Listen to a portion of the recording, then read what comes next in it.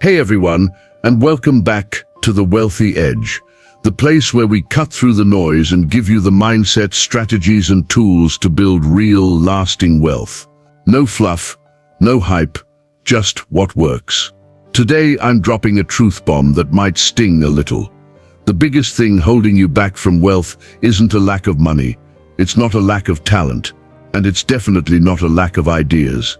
It's this: you haven't started. That first step, the one you keep putting off, that's the real barrier. Most people live in a cycle of, I'll do it tomorrow, or I'll start when I'm more prepared, or once things settle down. But here's the secret: no one tells you. Tomorrow is a trap. Eventually is a lie, and someday doesn't exist on the calendar. One day is today. Eventually is right now. If you're tired of feeling stuck, if you're done waiting for the perfect moment, this is your signal. So before we dive in, hit that subscribe button if you're ready to take control of your future. And drop a comment below with the phrase, "I'm ready to start." Let's make that commitment together, because the journey to wealth starts with one brave decision to begin. Let us begin with the core problem. Why do we procrastinate? The age-old struggle. You want to begin. You need to begin. Yet you sit there, motionless, thinking, overthinking, paralyzed not by laziness, but by something much deeper. Why does the mind whisper 1,000 doubts when all you're trying to do is take the first step? Why does anxiety wrap itself around you like a fog, even though deep down you know that taking action could be the very thing that transforms your life? The answer lies in two hidden, powerful forces that most people never even realize are pulling their strings. 1. Past pain, the ghosts that guard the gate. We don't just remember our failures, we re-feel them. That awkward stumble in public, that rejection letter, that time you gave your best and still weren't enough. They leave more than memories. They leave scars, imprints on the nervous system. You see, your brain is not wired for your success. It is wired for your survival. It catalogs every threat, every pain, and files it under never again. So when you so much as think about putting yourself out there, trying, risking, beginning again, your subconscious raises its hand and says, "Wait, are you sure about this? Remember how bad it felt last time." This voice isn't evil.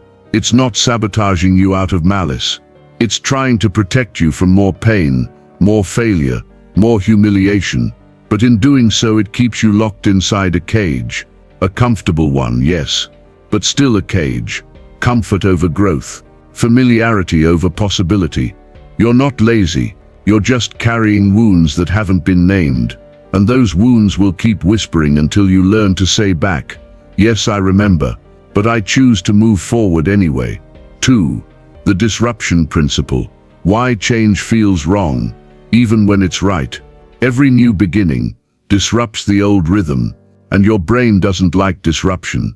It prefers loops, patterns, routine, things it can predict. Starting something new, it's like breaking free from gravity for the first time.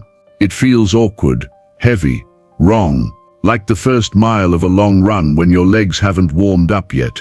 Like getting into cold water, you gasp, you shiver, and every cell screams, "Nope." But here's the truth that only experience teaches. That uncomfortable feeling, it's not a sign that you're unready. It's the birth pain of transformation. Most people quit right at the edge of the breakthrough, not because they aren't capable, but because they mistake the discomfort of change for evidence that they're not ready. But you're here now, listening, seeking, which means you're closer than you think. Let me bring this to life with two familiar moments. Listen closely. Waking up early for school or work. When the alarm hits, it feels unbearable, like your bed is the only safe place in the world. But once you get up, stretch, brush your teeth, get moving, you find a rhythm, and you realize it was never the day that was hard. It was the transition. Going to the doctor or dentist. You build up days, maybe weeks of dread. Your mind conjures worst-case scenarios. But then, the appointment comes and goes, and you walk out thinking, that wasn't so bad. That feeling before you begin. That twisting, that weight in your chest, it's not fear, it's anxiety. A movie your mind plays about things that probably won't even happen. And here's your power. You don't have to believe every scene your mind plays. You can choose to start anyway, because action dissolves anxiety.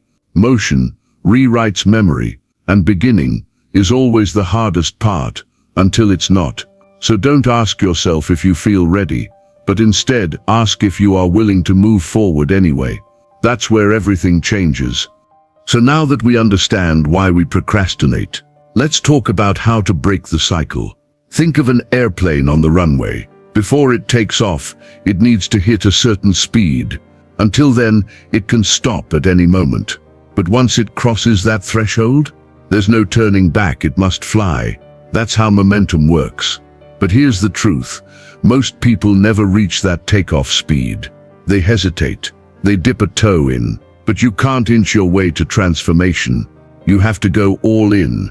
And that begins with a mental shift. Swap anxiety for anticipation. Instead of imagining everything that could go wrong, visualize what might go right.